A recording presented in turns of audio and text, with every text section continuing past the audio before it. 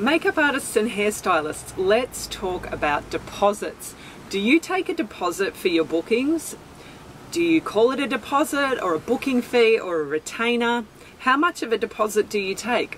This week's video is all about deposits, whatever way that you want to call them, and when should you take them and how much should you take?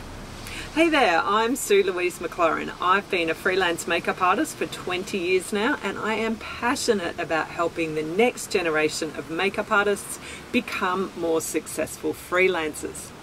So some of the questions that I hear most often around deposits or booking fees are, firstly, do we need to have one? What is the difference between a booking fee and a deposit, and how much should I be asking for? So hopefully in this video I can answer some of those questions for you. So deposits, what is a deposit and why should we take one? Now throughout this video I'm going to use the term deposit to cover any amount of money that we take before we perform the service. Now depending on where you are in the world, you might call it a retainer, you might call it a booking fee, but just for the sake of ease, I'm going to call it a deposit in this video. Now the purpose of a deposit is to secure the date. So ideally, your client will inquire with you, you will give them a quote, and then they will pay a deposit, and that way you will blank out the date.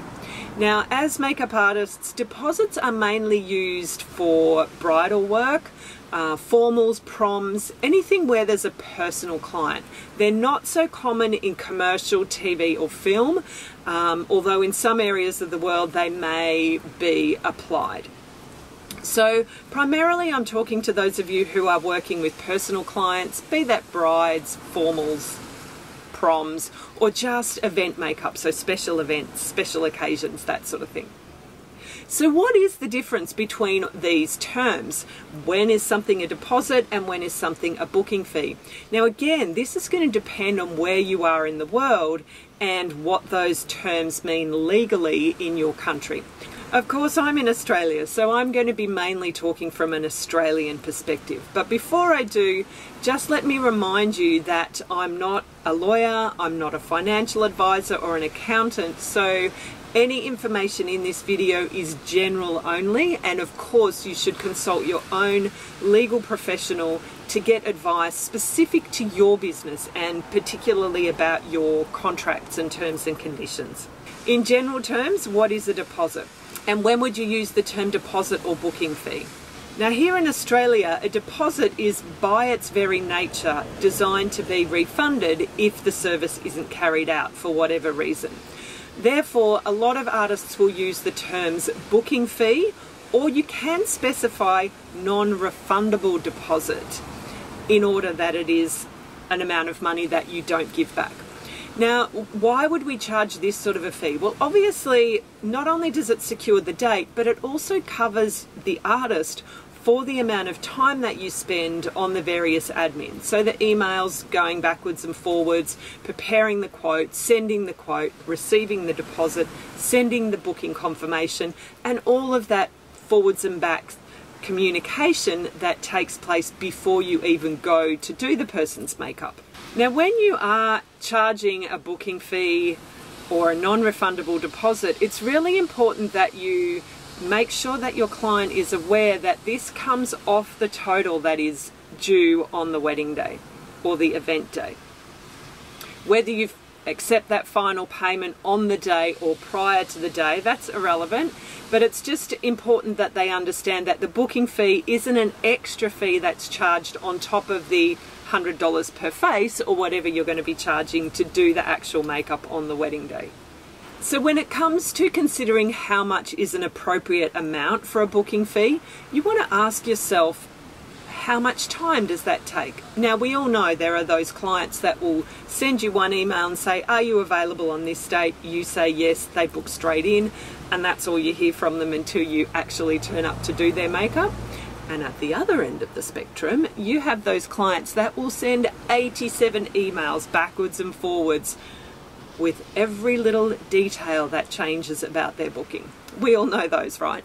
But in reality, most of our clients are going to fall somewhere in between those two. But as a general rule, I think if we say it's roughly an hour or up to an hour of our time that we would spend getting the booking ready to go and on the admin for that booking. So then think about how much you would expect to be compensated for an hour of your time.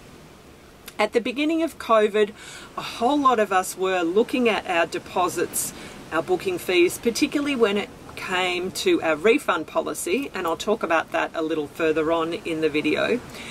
And I actually was on a Zoom call and spent some time talking to a contract lawyer, and the advice that she gave at that time was that your booking fee should be 10% or $100 of the booking, whichever is the larger. And I think that's a fair amount to compensate me for the amount of admin I do on that booking. Now, one thing I know is that people will have all sorts of different ideas about deposits. Some people don't take a deposit at all. Others will take up to 50% of the booking amount. Now, what you choose to do in your business is totally up to you. So this is, I guess, really general advice for those people who are a little bit lost, a little bit confused, and they're not sure what they should actually be doing. In terms of the legality around booking fees, non-refundable deposits, Australian consumer law says that you may charge a deposit, a non-refundable deposit, so long as it's not deemed unfair to either party. Now, there's a lot written about this term unfair in consumer law, and you can go and visit the Australian Consumer Law website if you want to get more information about what constitutes an unfair term in your contract. It's a bit beyond the scope of this video, but just think about it generally. Would that be fair for me to ask the client to pay that amount of money and not to refund that to them if they ended up having to cancel their booking? Now, the other thing with your booking fee or your non-refundable deposit is that the client must be made aware of the non-refundable nature of this deposit before they actually pay it. And what that means is that it's necessary for us to send them a copy of our terms and conditions or our contract that contain that clause before they actually pay the deposit. So I think the best way to do this is when you are sending out your quote, to send out a copy of your terms and conditions then. Now, of course, we all know that not every client is going to read those terms and conditions, but if you have a term in there or a clause in there that says by paying the booking fee, you acknowledge that you have read and agree to these terms and conditions, then legally you're covered. And if the client chooses not to read the terms and conditions, that's up to them. You may have one of those apps that will allow for a box to be ticked and an electronic signature to be attached to their contract when they send that back to you. So speaking about refunds, when the unmentionable happens and the booking is cancelled for whatever reason, are you within your rights to keep that non-refundable deposit or keep that booking fee? Now, as it is a booking fee that is there covering you for the work that you have done on the admin for your booking, then yes, you are eligible to keep that so long as it's not considered unfair to your client. Having said that, many artists do choose to return the deposit as a gesture of goodwill. I had a wedding just recently where, very unfortunately, the bride had found out that her husband-to-be was being unfaithful just before the wedding. And yeah, as a gesture of goodwill, I returned that deposit to her. Of course, during COVID, a lot of people were returning deposits because, hey, it wasn't the client's fault or our fault that weddings were having to be cancelled. It was simply the law. We weren't allowed to work, they weren't allowed to hold their weddings. So again, a gesture of goodwill, and as we know, the client will often rebook with us when they are again able to hold their event or their wedding. So in closing, I think it's important to remind you that if you are really unsure, to contact your own lawyer, to have them go over your terms and conditions and your contract to make sure that you're covering not only yourself, but that you're protecting your client as well. I'm not a lawyer, so again, this is general advice that I'm giving in this video. But I'd really love to hear your thoughts. What's your deposit policy? Let me know in the comments down below and let's start a conversation about this. If you've enjoyed this video, please give it a thumbs up and consider subscribing to my channel. Don't forget to ring the bell so that you'll be notified next time a video is uploaded. Thanks again for watching, and bye for now.